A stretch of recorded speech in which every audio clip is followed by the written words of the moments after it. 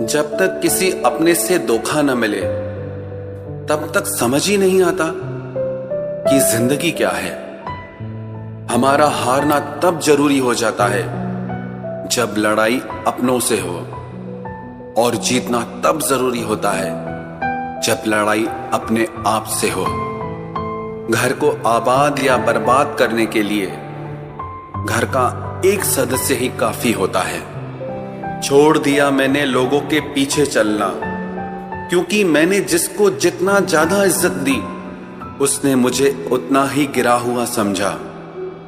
अकेले चलने वाले घमंडी नहीं होते, वो दरअसल हर काम में अकेले ही काफी होते हैं।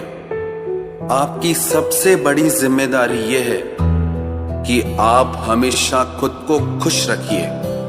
थोड़ा झुकने से अगर रिश्ता टूटने से बचता है तो झुकना ही बेहतर है, क्योंकि अकड़ तो सब में होती है, लेकिन झुकता वही है जिसे रिश्तों की फिक्र होती है। कसूर तो बहुत किए जिंदगी में, पर जहां सजा मिली वहां हम बेकसूर थे। किसी का हाथ तभी पकड़ना जब आप उसका साथ अच्छे से निभा सकते हो। जिन्हें गलती समझना होता है वो आपके मौन का भी गलत ही अर्थ निकालते हैं। उन्हें अपना समझने से क्या फायदा जिनके अंदर आपके लिए कोई अपनापन ही ना हो। आपका सम्मान उन शब्दों में नहीं है जो आपकी उपस्थिति में कहे गए, बल्कि उन शब्दों में है जो आपकी अनुपस्थिति में कहे गए। हजारों में से बस मुझे वो एक शख्स चाहिए जो मेरी गैर मौजूदगी में भी मेरी बुराई ना सुन सके।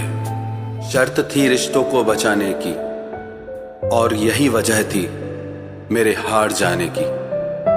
रुलाने वाले अक्सर वही होते हैं जो कहते हैं हंसते हुए बहुत अच्छे लगते हो। जब दर्द और कड़वी बोली दोनों सहन होने लगे तो समझ लेना कि आपको जीना आ गया। कहां खर्च करूं अपने दिल की दौलत, यहां तो सब भरी जेबों को सलाम करते हैं। कोई इतना अमीर नहीं कि अपना पुराना वक्त खरीद सके, और कोई इतना गरीब नहीं कि अपना आने वाला कल न बदल सके।